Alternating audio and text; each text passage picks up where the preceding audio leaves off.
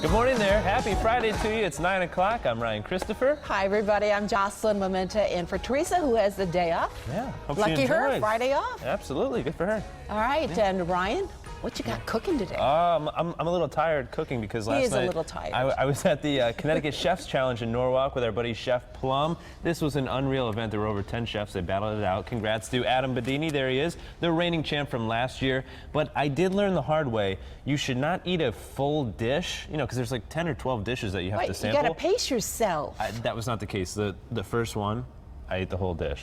And then it must have been really good. What was it? Yeah. Do you remember? It was scallops. With an Indian twist. I don't know, but it was awesome. Oh, it was so good. But now we know for future reference, I guess. So they had to roll me here into the studio today. But here is what's brewing this morning. There's a new study that suggests that people with a sense of purpose do not rely on Facebook likes to feel good about themselves. I can imagine that. The research at Cornell University is the first of its kind to study the effects of purpose in the online world. Purposeful people, Ryan, notice positive feedback on social media, but they do not rely on it to boost their self-esteem. I think it's interesting because sometimes you see people who post things and you're like, they're obviously posting this for likes. I think even in this industry, you put stuff out there, maybe an interesting story, and it gets a like, or as Keith Koontz jokes in the morning show, 1 million impressions and 1 like. But then you post a selfie with Jocelyn, and it lights up. It's selfies. Yes. So there you go. But I think it's interesting how people are attuned to different things like that. Yeah, but certain things don't get a lot of likes. Like I'll post some of my medical stories, and they'll get a few likes, but a selfie like that, that's going to generate a lot of likes. Minimum 7 likes. Exactly. It's going to be huge. Just kidding. Hey, here's a bizarre story that is brewing this morning. There's an unsatisfactory decoration job that led to a Michigan woman to drop kick a custom cake across a Kroger store. There she was in court. She didn't like the cake, She wasn't too happy, Jocelyn. Okay. She apparently dropped some pretty salty language before storming out of the store. The cake drop kicker faces 300 hours of community service and a $500 fine for kicking that cake. But wait, there's more. Apparently she's also facing assault charges for allegedly slapping an ice cream store worker when the store didn't have her favorite flavor. She obviously has issues. Yeah. Anger issues. That's a shame, yeah. That's a shame, right? Yeah. People shouldn't have those kind of anger issues, Ryan. No, I don't know what you're talking. What yeah, Ryan, you see this? What is this? No, what is going on with you? The printer wasn't collating properly, and I couldn't take it. It's like, get your staples together, people. Get it right, Why don't you just get it fixed? I'm trying to get the show together, print scripts, and I got to deal with this. Come on. Really? Like, get out of here. Oh, my gosh. Did that make you feel better? Yeah, I feel good. Now I feel ready for the show after ruining a ream of paper. That's it. Okay.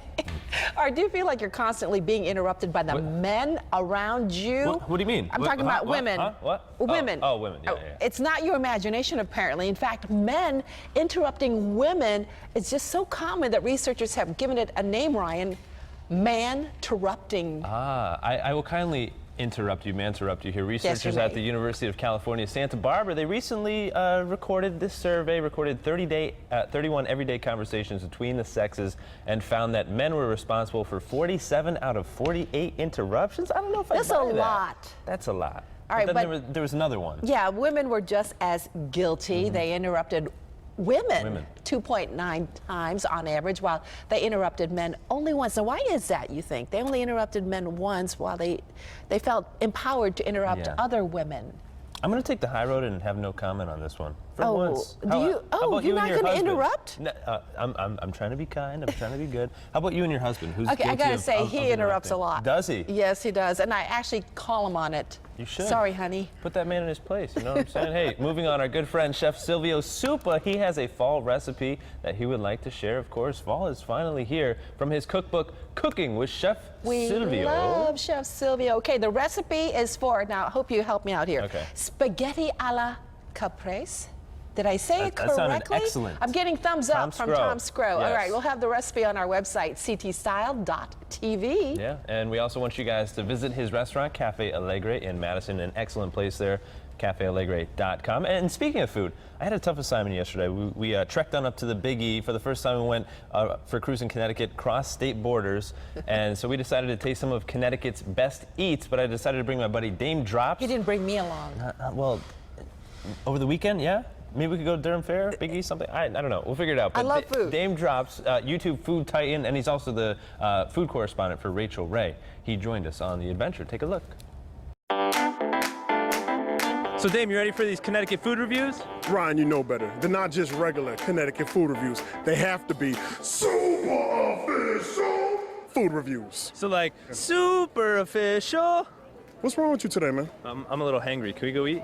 Let's eat. What's the best baked potato you guys got? The fully loaded, butter, cheese, sour cream, chives, and bacon. First look, I'll just see the bacon. The bacon that I definitely need to attack. You know, we're all cowboys while we're working. What do you think, Dame? Of course you gotta rock the cowboy hat. That soft potato action. We got the chives just starting to pop just a little bit. Yeehaw! There it is. Ring the bell. Cheers to that. This donut is almost creamy on the interior. I've never had a donut, just regular dough, actually be creamy. Take that bite, and then you just fall into what bliss is truly. This is a 5 all day. Bear Smokehouse, we're gonna get the Mac Attack, so it's mac and cheese, brisket. That macaroni and cheese is like, come attack me. Mac Attack, that sauce over the brisket, that is so tender. I call it a tender fender bender. I'm gonna definitely give this one a heavy 4-piece. You just push in with a, what are you doing, man? You don't even, What? come on, man. You just here to do the interviews, man. You just doing too much right now, man. You just look at the food from a distance. That's what your job is. I'll just slide over here. And say Mac Attack for 2.